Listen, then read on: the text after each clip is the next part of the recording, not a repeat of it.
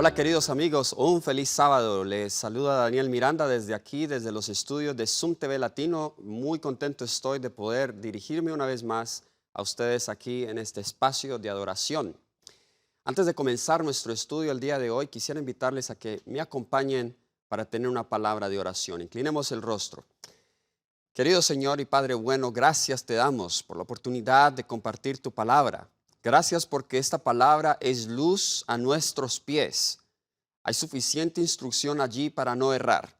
Gracias porque de manera especial tu palabra es esa luz, Señor, ese escudo en estos últimos días donde hay tanta confusión doctrinal, tanta oscuridad en el mundo.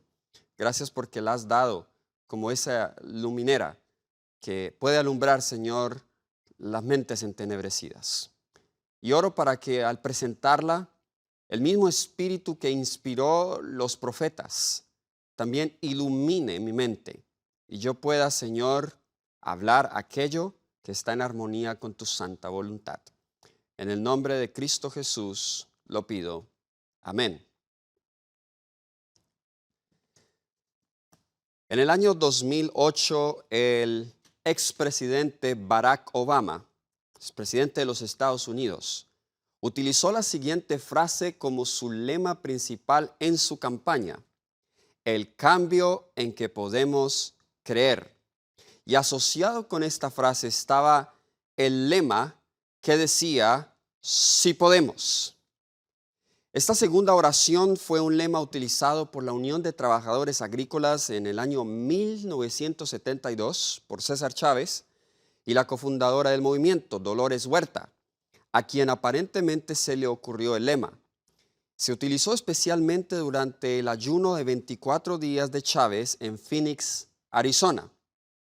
Ahora bien, el propósito de este tema no es hablar de política, ni defender derechos civiles o partidos políticos, pero quiero hacer énfasis en este lema que utilizó el expresidente Barack Obama: el cambio en que podemos creer, sí podemos.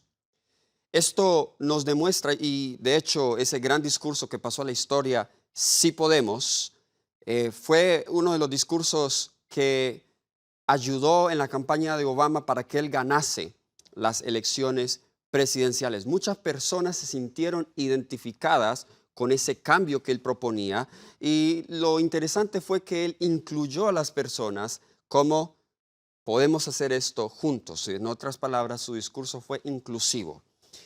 Podemos ver entonces aquí un buen ejemplo del poder de la positividad, del refuerzo positivo para motivar a las personas a actuar. Ahora, a la luz de esta ilustración, quisiera yo hablar el tema de la decisión y el tema de la voluntad en la palabra de Dios. Un tema que de hecho poco se ha explorado en la palabra de Dios y creo yo es el secreto para la victoria espiritual, es el secreto para la recuperación física, es el secreto para la recuperación emocional y mental, y es el tema de la voluntad. Le he titulado a ese tema la voluntad omnipotente. ¿Y por qué he decidido llamarle la voluntad omnipotente? Estoy basándome en esa gran promesa que va muy similar al eslogan del presidente Barack Obama, pero desde luego tiene implicaciones mucho más fuertes e importantes, y es lo que encontramos en Filipenses capítulo 4, versículo 3. Una de las primeras promesas bíblicas que me memoricé cuando era niño. La palabra de Dios dice: todo lo puedo en Cristo que me fortalece. Mira qué poderosa esta promesa. ¿Cuánto podemos en Cristo? Todo. Y si todo lo podemos en Cristo, significa que esto es omnipotente. Ahora, cuando digo omnipotente, no me quiero referir a los seres humanos que tenemos el atributo de la omnipotencia, que solo le pertenece a Dios, pero que yo sí creo, porque la palabra de Dios lo dice, como acabamos de leer, que si estamos en Cristo, todo lo podremos. Para ilustrar el tema de esta hora, quisiera ir a una historia que encontramos en el Evangelio según San Juan. Vamos a leer los versículos del 1 al 9. Voy a estar pausando y haciendo algunos comentarios. Este relato es la sanación del paralítico de Betesda. Juan, el capítulo 5, versículo 1. Y vamos a mirar aquí cómo la voluntad Dios la usa para lograr grandes cosas en nuestras vidas. Bien, Juan capítulo 5, versículo 1. Nos dice la palabra de Dios: después de estas cosas, había una fiesta de los judíos y subió Jesús a Jerusalén. Y hay en Jerusalén, cerca de la puerta de las ovejas, un estanque llamado en hebreo Betesda, el cual tiene 5 pórticos. Versículo 3. En estos yacía una multitud de enfermos, ciegos, cojos, paralíticos, que esperaban el movimiento del agua. Porque un ángel, versículo 4, descendía del tiempo en tiempo al estanque y agitaba el agua. Y el que primero descendía al estanque después del movimiento del agua, quedaba sano de cualquier enfermedad que tuviese. Y había allí un hombre, versículo 5, que hacía 38 años que estaba enfermo. Versículo 6, cuando Jesús lo vio acostado y supo que llevaba ya mucho tiempo así, le dijo: ¿quieres ser sano? Versículo 7, Señor, le respondió el enfermo, no tengo quien me meta al estanque cuando se agita el agua, y entre tanto que yo voy, otro desciende antes que yo. Versículo 8, Jesús le dijo: levántate, toma tu lecho y anda. Versículo 9 dice: al instante aquel hombre fue sanado, tomó su lecho y anduvo, y era el día de reposo aquel día. Qué poderosa historia la que nosotros encontramos aquí. Ahora vamos a analizar algunos detalles importantes de esta historia.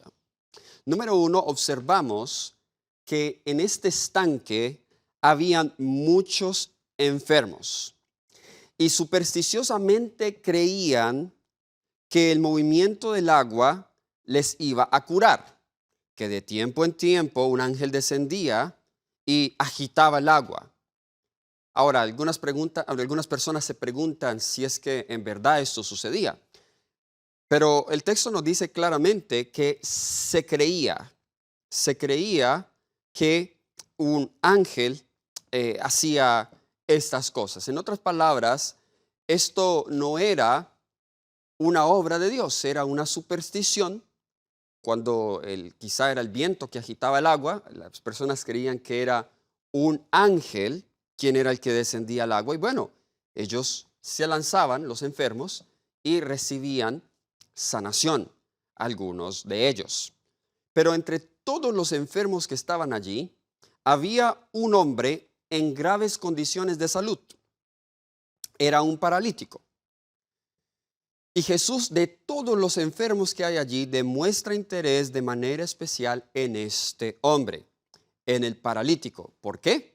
Porque él era el que estaba en un estado mucho más crítico. La parálisis, como la lepra, eran enfermedades terribles que azotaban a los seres humanos en los tiempos de Jesús. De hecho, la sierva del Señor nos dice en el libro Deseado de toda la gente, es la página 171. En cuanto a este individuo dice: pero el Salvador vio un caso de miseria suprema.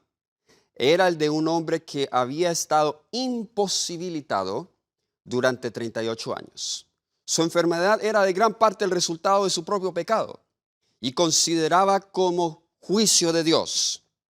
Solo y sin amigos, sintiéndose privado de la misericordia de Dios, el enfermo había sufrido largos años. Ahora imagínese eso, 38 años, paralítico, sin poderse mover. Trate de imaginarse esto. Y esta enfermedad es muy similar a la condición espiritual en pecado que nosotros estamos. Imagínese esto, su voluntad, su mente quiere mover sus extremidades, pero su cuerpo no le responde. Prácticamente eso es la parálisis. Imagínese la desesperación, el desánimo, la tristeza, todo lo que este enfermo puede experimentar. Yo me imagino su mente intentando caminar, pero su cuerpo no le responde. Era un estado crítico. Ahora, nos dice también el deseo de toda la gente en la página 172.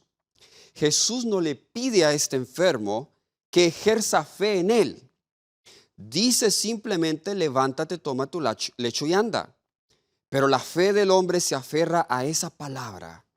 En cada nervio y músculo pulsa una nueva vida y se transmite a sus miembros inválidos una actividad sana. Sin la menor duda, dedica su voluntad a obedecer la orden de Cristo y todos sus músculos le responden. De un salto se pone de pie y encuentra que es un hombre activo. ¡Qué poderoso esto que estamos aquí leyendo! Ahora vamos a parar un poco y vamos a analizar cómo esto se relaciona con la voluntad. Volviendo al versículo 6 de Juan capítulo 5, volviendo al versículo 6, Jesús, antes de que sane al hombre, le pregunta, ¿quieres ser sano? Ahora, esa pregunta parece que fuese un poco redundante. Parece que no tuviese lugar esa pregunta. ¿Por qué? Desde luego el hombre quería ser sano. Le dice incluso a Jesús, él le responde, pues desde luego que quiero, pero no tengo nadie que me meta al estanque. Porque cuando el agua se agita, otros van delante de mí y descienden antes que yo. Jesús no estaba pidiendo esa explicación. La razón por la cual Jesús le pregunta, ¿quiere ser sano? Es porque Jesús quería preparar su voluntad y despertarla para que él cooperara con Jesús con lo que él acababa o iba a hacer. Y el versículo 8 está el momento en que lo sana, donde Jesús le dice, levántate, toma tu lecho y anda. Ahora, ¿cómo se relaciona esto con la voluntad? Ese es el punto. Y he decidido hablar de este tema porque hay, como dije al principio, ignorancia. Es un tema poco explorado. Y entre algunos que lo han explorado, lo han mezclado con o ideas psicológicas seculares o simplemente con aspectos teológicos erróneos en cuanto a la voluntad. Hay algunos, por ejemplo, que creen que el libre albedrío, que está relacionado con la voluntad, lo perdimos cuando entró el pecado. Que antes de la caída teníamos libre albedrío, pero después de la caída no tenemos libre albedrío. Eso se llama la esclavitud de la voluntad. En otras palabras, en el concepto de ellos, la voluntad es esclava, que era en realidad una doctrina protestante y también católica, la esclavitud de la voluntad. Los protestantes tomaron de los católicos la doctrina del pecado original.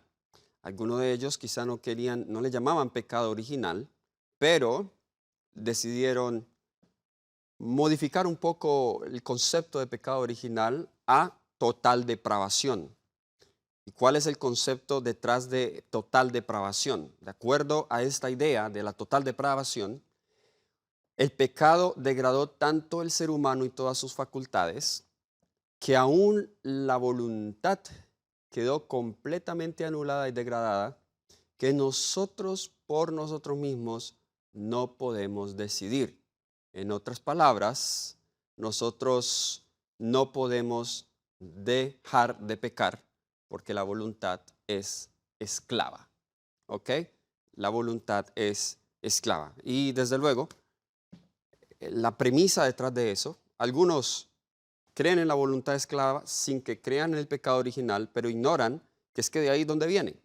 Esa es la presuposición. Otra presuposición es el determinismo. ¿Qué es el determinismo?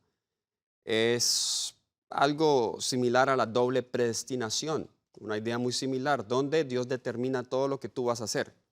Como Dios determina todo lo que tú vas a hacer aún desde que nazcas, sea bueno, sea malo, la voluntad, para que Dios pueda determinar todo, la voluntad tiene que ser pasiva o debe ser sometida a los decretos eternos de Dios. aún en las cosas mínimas y pequeñas, Dios ha determinado de antemano todo lo que tú ibas a hacer.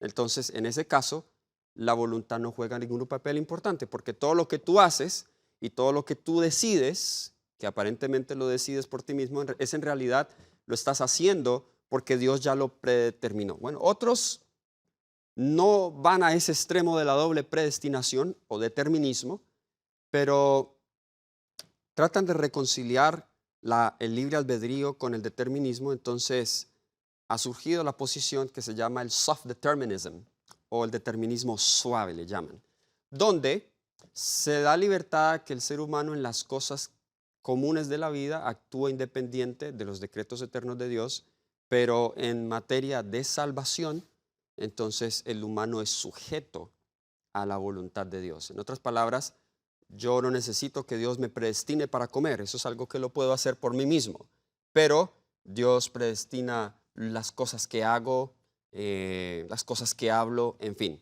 son los detalles pequeñitos, las cosas que tenemos que hacer para sostener la vida, pues Dios no ha determinado esas cosas. Así que hay muchas teorías en cuanto a la voluntad. Hoy algunos, sin conocer o ignorar de dónde vienen todas estas ideas, pues están enseñando conceptos erróneos en cuanto a la voluntad. Y para mí eso es preocupante, porque si nosotros estamos confusos en cuanto a qué es la voluntad, esto va a ser determinante en nuestra experiencia de la salvación, positiva o negativamente. Va a ser determinante en el tratamiento que le demos a los enfermos, tanto enfermos mentales como enfermos físicos. A ver, yo les hago una pregunta. Volviendo a la historia, ¿quién sanó al enfermo? ¿Cómo se sanó él? Yo sé que algunos de ustedes deben estar pensando, bueno, esa pregunta es un poco obvia, pues el texto claramente dice que fue Jesús. Y desde luego, fue Jesús quien lo sanó. Pero yo les hago otra pregunta. ¿Levantó Jesús al enfermo él mismo? ¿Qué hubiese pasado? Otra pregunta que le podemos hacer al texto es, ¿qué hubiese pasado si el enfermo, Jesús le hubiese dicho, levántate, toma tu lecho y anda, y si él hubiese decidido no levantarse? ¿Será que la gracia y el poder de Cristo hubiese actuado en él si él hubiese decidido no levantarse? ¿Lo hubiese curado aún? Esas son preguntas importantes. Y la respuesta a esa pregunta y a la última que acabo de hacer es no, no se hubiera sanado. Usted va a decir, ¿cómo así? Entonces, ¿significa que Dios no es omnipotente? Porque si yo digo que la palabra de Dios tiene poder y Él dice, levántate, toma tu lecho y anda, el poder está en la palabra, pero ¿cómo usted está diciendo que si Él no hubiese obedecido ese mandato no se hubiese sanado? Entonces, ¿hace o debilita esa la palabra de Dios? Ahí está el punto. No, desde luego que no, porque la palabra de Dios está contingente a nuestra respuesta a esa palabra.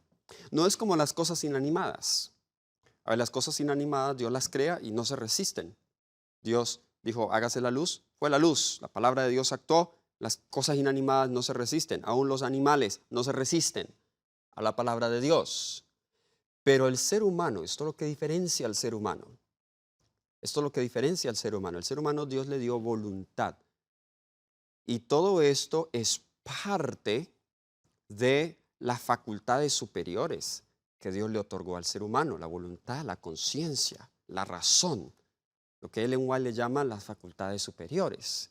Eso nos distingue a nosotros de los animales. Ahora, alguien puede decir, no, pero el perro y el gato y los animales, ellos también tienen voluntad porque tienen que escoger. Si usted les coloca 2 pedazos de comida al perro, pollo o carne de res, ¿cuál va a escoger el perro? El perro tiene que tomar una decisión. Sí, es cierto, pero eso es por instinto. No es necesariamente libre, ¿ok? Es algo muy distinto. Es por instinto, sí, el perro tiene que tomar una decisión. Va caminando, se perdió, tiene que decidir por qué camino ir. Muchas de esas cosas son El perro se memorizó el camino, está tratando de usar su memoria para eso, pero no necesariamente son decisiones morales libres. Muy bien.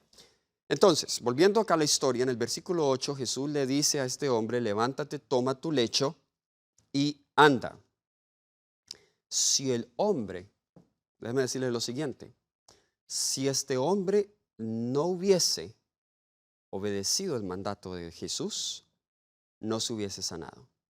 A ver, él pudo haber dicho, Señor, ¿acaso no sabes y no te dije que he estado 38 años paralítico?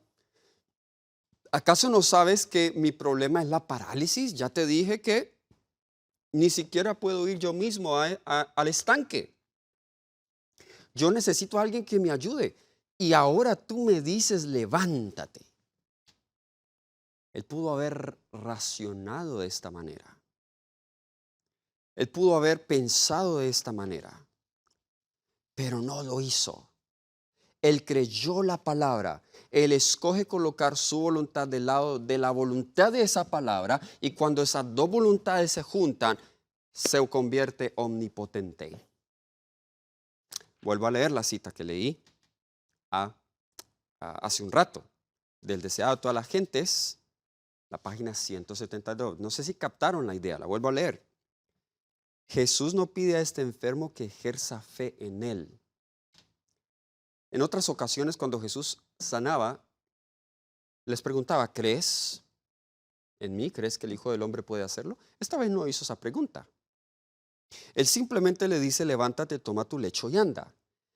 Pero la fe del hombre se aferra a esa palabra. Noten lo que pasa cuando se aferra a esa palabra. En cada nervio y músculo pulsa una nueva vida, se transmite a sus miembros inválidos una actividad sana. Sin la menor duda, dedica su voluntad a obedecer a la orden de Cristo. ¿Qué hace él? Dedica su voluntad a obedecer a la orden de Cristo, y todos sus músculos le responden. De un salto se pone de pie y encuentra que es un hombre activo. En otras palabras, así fue como él se sanó. Él no espera a sentir que puede caminar. Lo que él hace es que él va en contra de su mismo cuerpo, de la debilidad de su cuerpo. Él en su mente, su voluntad, esa facultad que Dios le dio, la coloca a el servicio de la orden de Cristo. Y es en ese momento cuando él hace el intento, porque cree la palabra aunque no lo sienta, que su cuerpo se revitaliza, y dice que todos sus miembros se convierten activos. Lo dice, sus músculos responden. Noten, el primero cree en la orden, coloca su voluntad ahí es cuando sus músculos responden. Cada nervio, cada músculo pulsa una nueva vida y se transmite a sus miembros inválidos una actividad sana. ¿Entendemos cómo funciona esto? ¿Necesitó este hombre, o Cristo le hizo que creyera en él, o este hombre tenía la libertad de creer o no en esa palabra? Él tenía la libertad de creer o no en esa palabra. Y vamos a ver que lo mismo sucede en el ámbito espiritual. Decir que yo, estando en pecado, soy esclavo y no puedo salir porque mi voluntad está anulada, es muy peligroso. Ahora vamos a tratar de entender. Aquí no estamos diciendo que por mis propias fuerzas yo puedo hacer lo bueno. No, eso no podemos hacerlo. Pero hay algo que Dios ha puesto en el hombre, en la facultad de decidir, de escoger a Jesús, por medio de quien podemos hacer todas las cosas. Eso es lo que estamos nosotros estudiando aquí. En el deseado de toda la gente, en la página 172 dice, Jesús no le había dado seguridad alguna de ayuda divina. El hombre podría haberse detenido a dudar y haber perdido su única oportunidad de sanar, pero creyó la palabra de Cristo y al obrar de acuerdo con ella, recibió fuerza. ¿Cuándo recibió fuerza? Al obrar de acuerdo con ella. O es decir, cuando Jesús le dice a este hombre, ¿quieres ser sano? Es lo mismo que Jesús hace con nosotros para salvarnos. Jesús estimula la voluntad, Jesús invita, el amor previniente de Jesús obra en nosotros, pero, y no dije la gracia previniente, sino el amor previniente. Cristo estimula, Él invita, pero Él no decide por nosotros. La decisión es nuestra. El pecado es un acto del alma misma. También lo dice el espíritu de profecía. Si yo digo, mire qué peligroso esto, lo que están diciendo por ahí algunos oradores y algunos ministerios. Si yo digo que en pecado no tengo libre albedrío, usted con eso está destruyendo la doctrina del juicio que nosotros creemos como iglesia. Porque si yo no tengo libre albedrío, porque peco y no tengo libre albedrío, simplemente ya el pecado, no puedo dejar de pecar y estoy condenado a pecar. Entonces en el día del juicio, ¿por qué Dios me va a juzgar a mí por algo que está fuera de mi control? ¿Sí? El hecho que hay un juicio para los buenos y para los malos indica que cada persona en el juicio se va a salvar es por su propia decisión, no porque tenía una naturaleza pecaminosa y no podía responder en contra de ella, siempre le tenía que obedecer. No porque su voluntad estaba esclava. Esta herejía para mí tiene implicaciones teológicas, soteriológicas, que minan lo que nosotros como adventistas creemos. Ahora, vamos a analizar cómo esto también se aplica al pecado. Nótese que hay un paralelo, como vamos a ver, muy, muy, muy cercano entre la parálisis y el pecado. Así como la parálisis, hay una peor enfermedad que se llama pecado. Un paralítico es una persona que quiere moverse pero no puede. Un pecador es una persona que no puede hacer el bien. Ahora vamos a leer Jeremías capítulo 13, versículo 23. A ver, este texto lo hemos leído varias veces y vamos quizá a ver una implicación más profunda de las lecturas previas que hemos hecho a este texto. Jeremías capítulo 13, versículo 23. Mudará el etíope su piel y el leopardo sus manchas. Así también podréis vosotros hacer bien, estando habituados a hacer mal. A ver, analicemos un poco esto. Si el etíope pudiera mudar su piel, ¿diríamos que eso es una obra natural o es una obra sobrenatural? Sería una obra sobrenatural, porque comúnmente el etíope no puede mudar su piel. ¿Puede el leopardo cambiar sus manchas? Desde luego que no. Nótese que Jeremías coloca en la misma proporción de su analogía el hacer el bien. Es decir, hacer el bien es tan imposible como el etíope cambiar su piel y el leopardo mudar sus manchas. Estamos entendiendo lo que estamos diciendo. En otras palabras, la persona que llega a hacer el bien es porque es una obra sobrenatural. Así que un pecador es una persona que no puede hacer el bien. La condición empeora cuando el pecador conoce ahora lo bueno, pero no lo puede hacer. Y esa es la experiencia del hombre de Romanos 7. Una vez en un culto anterior estudiamos eso. Vamos a repasar algunos textos. Vamos a Romanos 7, versículo 15, 16 y luego 19. Romanos el capítulo 7, versículo 15. Comencemos allí. Note lo que nos dice. Porque lo que hago no lo entiendo, pues no hago lo que quiero, sino lo que aborrezco, eso hago. Esto suena como la persona que está enferma de parálisis, ¿cierto? El paralítico quería moverse, pero no podía moverse. De igual manera, aquí vemos en Romanos 7 que esta persona, Pablo mismo, lo que hago no lo entiendo, pues no hago lo que quiero, sino lo que aborrezco. Eso hago, versículo 16. Y si lo que no quiero, eso hago, apruebo que la ley es buena. Ahora vamos al versículo 19. Porque no hago el bien que quiero, sino el mal que no quiero, eso hago. Ahora, ¿cuál es la diferencia de un pecador por ignorancia y este pecador que tiene conocimiento? ¿Cuál es la diferencia entre los dos aquí?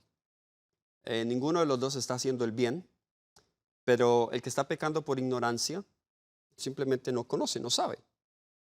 Pero él sabe y él conoce. Ahora, él siente el deseo de hacer el bien, pero no puede. ¿Por qué será que no puede? Pues por la sencilla razón de que su corazón no está regenerado, porque no está convertido.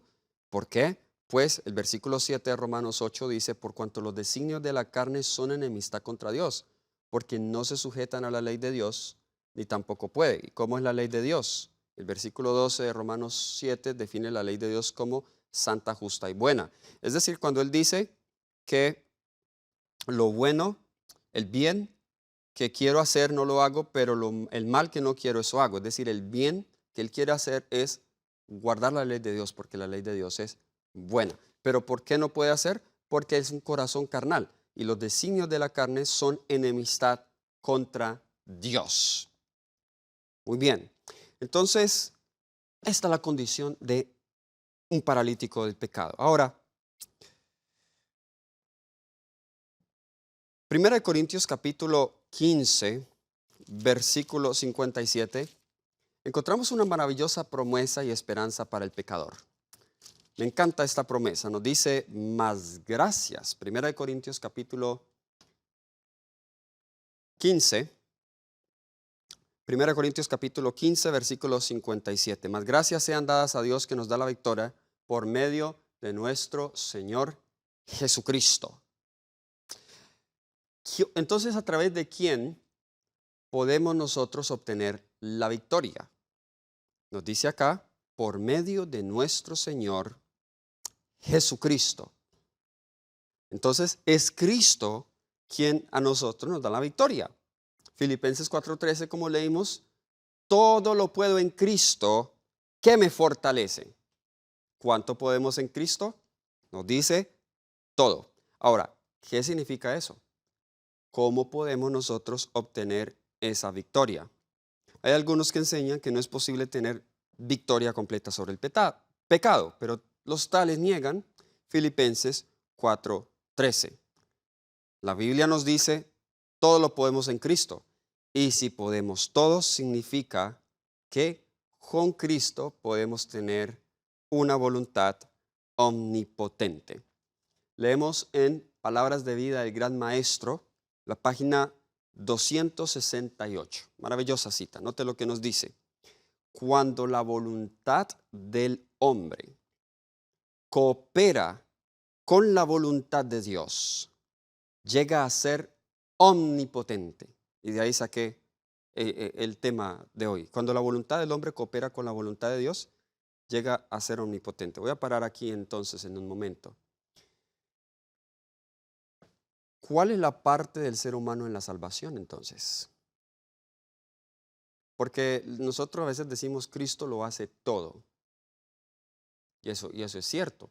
Él murió por mí, Él me invita a que le obedezca, es por medio de su gracia quien puedo obedecer, es su gracia la que transforma mi corazón. Entonces, ¿es el ser humano alguien pasivo en todo este proceso de salvación? ¿O tenemos una parte que hacer? Y la parte que tenemos que hacer nosotros como seres humanos es la de cooperar con Jesús.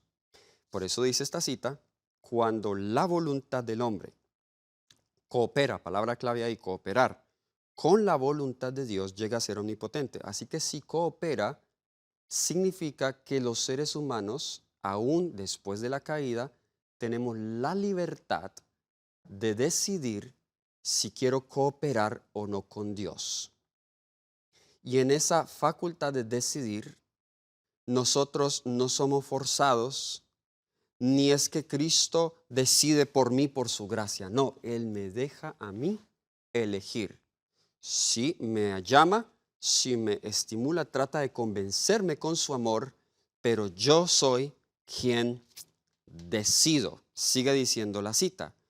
Cualquier cosa que debe hacerse por orden suya puede llevarse a cabo con su fuerza.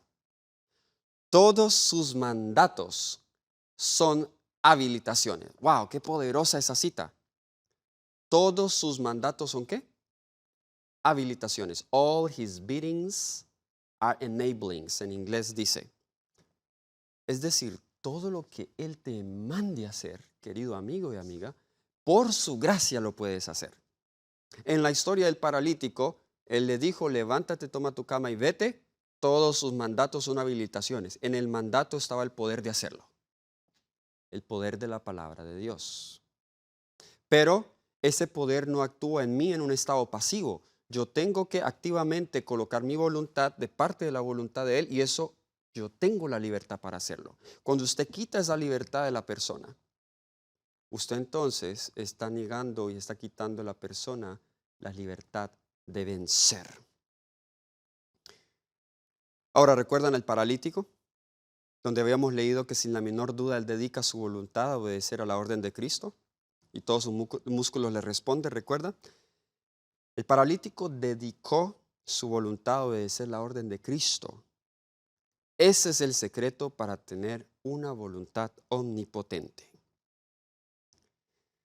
Dios no nos ordena nada para lo cual Él nos haya capacitado, para la cual Él haya provisto la fuerza para hacerlo. Además de pedir a este hombre que anduviera, Jesús le ordenó a él algo más difícil que caminar. Y vamos a leerlo en Juan capítulo 5, versículo 14. Es la misma historia. Este hombre va, usted puede seguir leyendo la historia, los fariseos comienzan a criticarlo, comienzan a decirle, ¿cómo estás tú llevando carga el día sábado?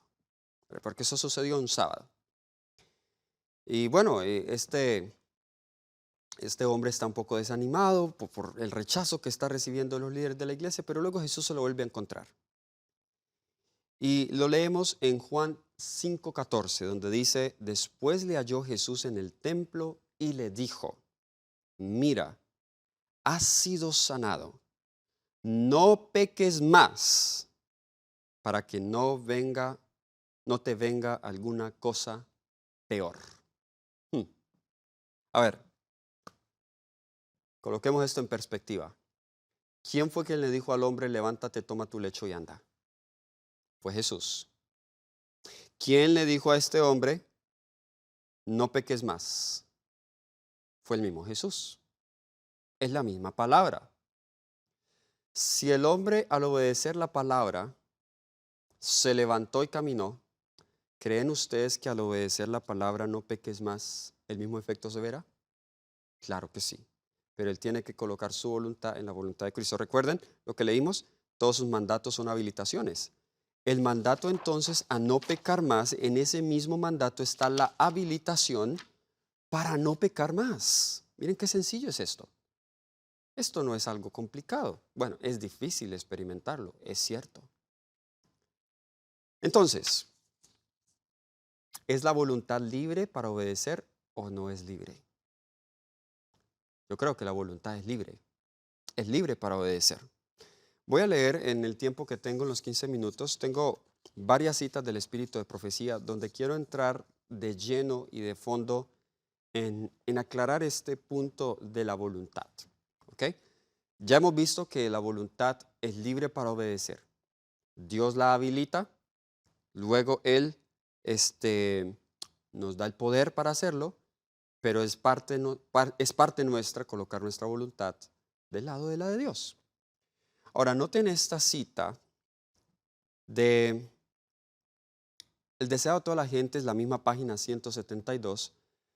Ahora el comentario de la sierva del Señor sobre esta última parte. Cuando Jesús le dice a este hombre, no peques más. Miren el comentario inspirado. Por la misma fe, dice, podemos recibir curación espiritual. Ahí está la lección principal de esta sanación. El pecado nos separó de la vista de Dios. Nuestra alma está paralizada. Oh, la sierva del Señor ahora aquí está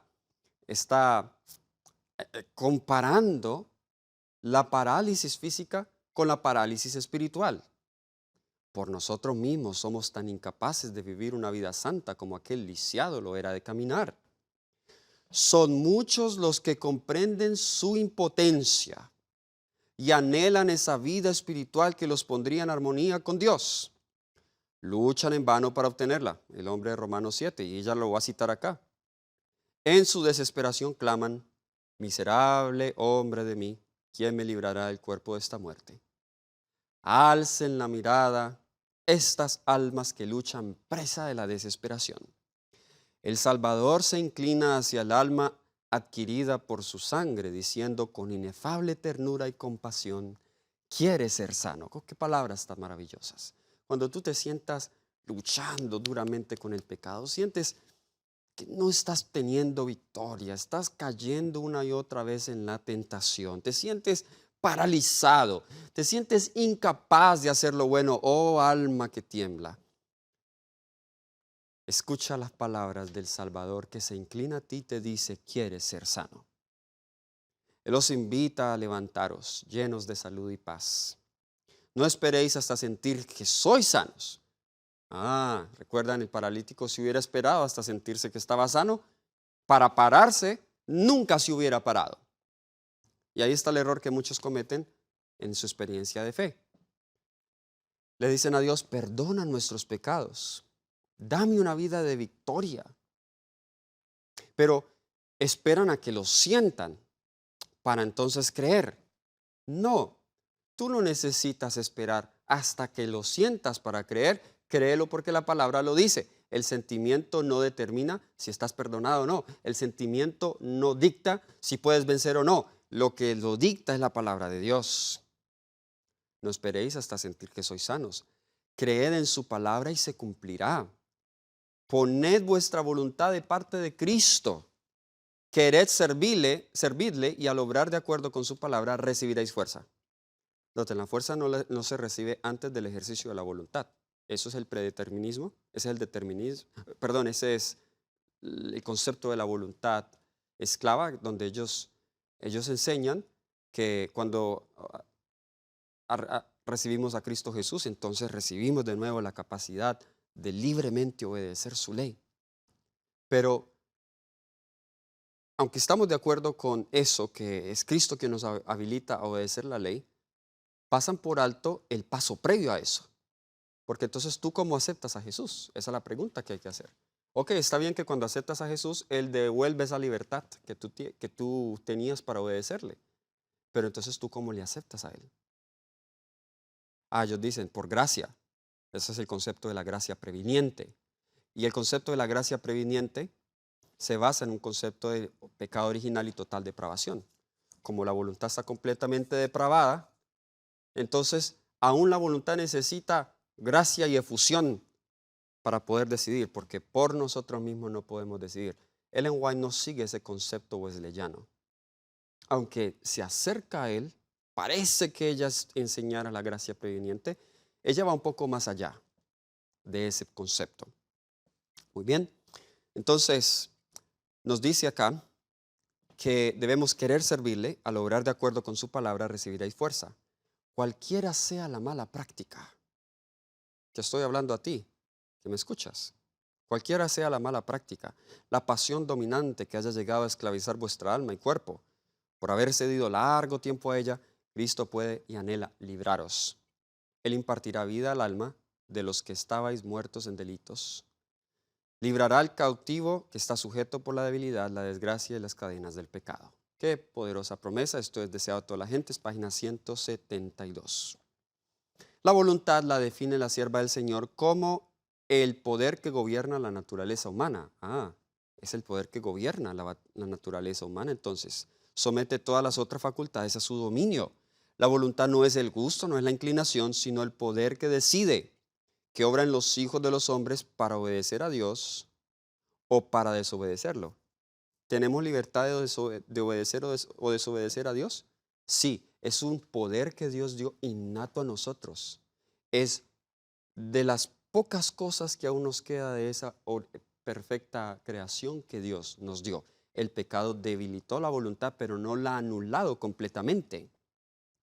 Ahora, Ministerio de Curación, página 131. El tentado necesita comprender la verdadera fuerza de la voluntad. Ella es el poder gobernante de la naturaleza del ser humano, la facultad de decidir y elegir. Todo depende de la acción correcta de la voluntad. Desear lo bueno y lo puro es justo, pero si no hacemos más que desear, de nada sirve. Muchos se arruinan mientras esperan y desean vencer sus malas inclinaciones. Romanos 7. No someten su voluntad a Dios, no escogen servirlo. Noten, estas personas que enseñan el concepto de la voluntad esclava, ellos dicen, si queremos servir a Dios, eso es suficiente. Dios entra y Él hace el resto en mí. Pero noten, para ella no es suficiente desear lo bueno. Usted debe someter su voluntad a Dios. Dios no lo va a hacer por ti, y si Dios no lo hace por ti, es porque tú tienes la libertad de hacerlo. Es decir, sí tenemos libre albedrío.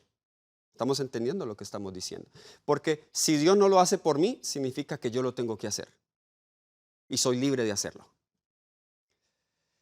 Muchos dicen, esto es el camino a Cristo, página 47. ¿Cómo me entregaré a Dios? Deseáis hacer su voluntad, mas sois moralmente débiles, esclavos de la duda y dominados por los hábitos de vuestra vida de pecado. Suena como algunos de nosotros, ¿cierto? Vuestras promesas y resoluciones son tan frágiles como telarañas. No podéis gobernar vuestros pensamientos, impulsos y afectos. El conocimiento de vuestras promesas no cumplidas y de vuestros votos quebrantados debilita la confianza que tuviste en vuestra propia sinceridad y os induce a sentir que Dios no puede aceptaros. Mas no necesitáis desesperar. Lo que debéis entender es la verdadera fuerza de la voluntad. Noten que para la sierva del Señor esto era clave en todo. Una y otra vez estamos leyendo que lo que el tentado, lo que el pecador necesita entender es la verdadera fuerza de la voluntad. El poder gobernante de la naturaleza del hombre, la facultad de decidir o escoger. Todo depende de la correcta acción de la voluntad. Dios dio a los hombres el poder de elegir, a ellos le toca ejercerlo. A ver, ¿perdimos el libre albedrío después del pecado? No, porque si Dios lo dio a los hombres y deja que ellos lo ejerzan, sin que Él intervenga, Dios le ha dado el libre albedrío a los seres humanos. No podéis cambiar vuestro corazón. Esto es algo que no podemos hacer. Ni tampoco dar por vosotros mismos tus afectos a Dios, pero podéis escoger servirle. Podéis darle vuestra voluntad para que Él obre en vosotros tanto el querer como hacer por su buena voluntad. ¿Qué significa ese texto de Filipenses que ella está citando acá? Dios obra en nosotros el querer. Esa es la ayuda previa que Él nos da. Coloca el querer allí. Yo escojo y acepto eso, entonces cuando yo lo acepto, Él obra el hacer. Entre el querer y el hacer está mi consentimiento. Si no hay ese consentimiento, ya leímos, el querer solo no es suficiente. Debo consentir para que Él haga en mí. Esto no es gracia previniente y esto completamente destruye la idea de que no tenemos libre albedrío. Entonces, podéis escoger servirle. De ese modo, vuestra naturaleza entera estará bajo el dominio del Espíritu de Cristo. Vuestros afectos se concentrarán en Él y vuestros pensamientos se pondrán en armonía con Él. Es así como vivimos la vida cristiana. Ya Cristo hace el resto, Él purifica tu corazón, Él coloca nuevas intenciones, Él te ayuda a guardar la ley, no lo puedes hacer por ti mismo. Tú no puedes cambiar tu corazón. Pero cuando tú le cedes tu voluntad al que sí puede hacer todo eso, entonces Él obra el querer y el hacer en ti. Sigue diciendo Camino a Cristo, la página 48. Deseáis ser bondadosos y santos, es rectísimo, pero si no pasáis de esto, de nada os valdrá. Muchos se perderán esperando y deseando ser cristianos. No llegan al punto de dar su voluntad a Dios. Por medio del debido ejercicio de la voluntad puede obrarse un cambio completo en vuestra vida. Al dar vuestra voluntad a Cristo, os unís con el poder que está sobre todo principado y potestad. Tendréis fuerza de lo alto para sosteneros firmes y rindiéndoos así constantemente a Dios, seréis fortalecidos para vivir una vida nueva, es a saber, la vida de la fe. Qué citas tan claras, hermanos, y quiero cerrar con unas últimas citas que encontramos en el discurso maestro de Jesucristo, la página 119 y 120. Dice, la vida cristiana es una lucha y una marcha, pero la victoria que hemos de ganar no se obtiene por el poder humano. El terreno del corazón es el campo del conflicto. La batalla que hemos de reñir, la mayor que hayan peleado los hombres, es la rendición del yo a la voluntad de Dios, el sometimiento del corazón a la soberanía del amor. La vieja naturaleza nacida de la sangre y de la voluntad de la carne no puede heredar el reino de Dios. Es necesario renunciar a las tendencias hereditarias y a las costumbres anteriores. El que decida entrar en el reino espiritual descubrirá que todos los poderes y las pasiones de una naturaleza sin regenerar, sostenidos por las fuerzas del reino de las tinieblas, se despliegan contra él. ¿Han experimentado eso? Todos los días, ¿cierto? El egoísmo y el orgullo resistirán todo lo que revelaría su pecaminosidad. No podemos por nosotros mismos vencer los deseos y hábitos malos que luchan por el dominio. No podemos vencer al enemigo poderoso que nos retiene cautivos. Únicamente Dios puede darnos la victoria. Él desea que disfrutemos del dominio sobre nosotros mismos, sobre nuestra propia voluntad y costumbres, pero no puede obrar en nosotros sin nuestro consentimiento y cooperación.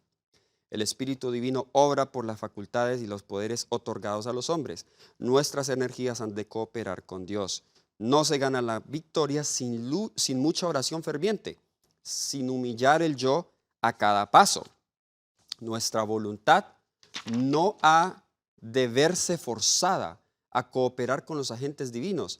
Debe someterse de buen grado. En inglés dice willingly. Significa que entonces la voluntad es libre de someterse porque no puede ser forzada. Aunque fuera posible que Él nos impusiera la influencia del Espíritu de Dios con una intensidad 100 veces mayor, eso no nos haría necesariamente cristianas, personas listas para el cielo. Noten, qué poderosa esa cita.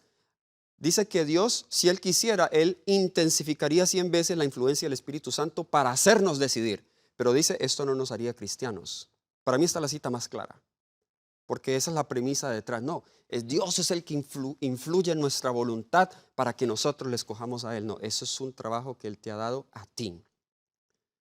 No se destruirá el baluarte de Satanás. La voluntad debe colocarse de parte de la voluntad de Dios. Por nosotros mismos no podemos someter la voluntad de Dios, nuestros propios deseos, nuestros propósitos, deseos, inclinaciones. Pero si estamos dispuestos a someter nuestra voluntad a la suya, Dios cumplirá la tarea por nosotros. Entonces, nos ocuparemos de nuestra salvación con temor y temblor, porque Dios producirá en nosotros así el querer como el hacer por su buena voluntad. Queridos hermanos, les dejo con este pensamiento, les dejo con esta esperanza para vuestra vida. Sin Cristo, estás derrotado. Con Cristo, tu voluntad es omnipotente. Todo lo puedes en Cristo que nos fortalece. Y recuerden que cada mandamiento de Jesús es una habilitación. Solo somete tu voluntad a Él día a día. Entrégale todo tu corazón y permite que Él logre el querer como el hacer por su buena voluntad. Dios te bendiga.